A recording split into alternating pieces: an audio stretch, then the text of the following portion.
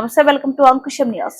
తాడేపల్లిలో నిర్మాణంలో ఉన్న వైఎస్ఆర్ కాంగ్రెస్ పార్టీ కార్యాలయం కూల్చివేత. ఉదయం 5:30 సమయంలో కూల్చివేత ప్రారంభం. పోక్లైన్లు, బుల్డేజర్లతో భవనం కూల్చివేత.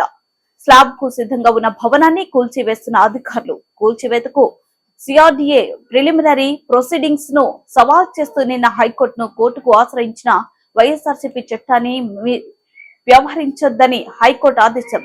సిఆర్డీఏ కమిషనర్ కు హైకోర్టు ఆదేశాలను తెలియజేసిన వైఎస్ఆర్సీపీ న్యాయవాదిపై హైకోర్టు ఆదేశాలను బేఖాతరు చేస్తూ వైఎస్ఆర్సీపీ కార్యాలయ భవనాన్ని కూల్చివేశారంటున్న వైఎస్ఆర్సీపీ కోర్టు ధిక్కరణకు పాల్పడ్డారని హైకోర్టు దృష్టికి తీసుకెళ్తామంటున్న వైఎస్ఆర్సీపీ.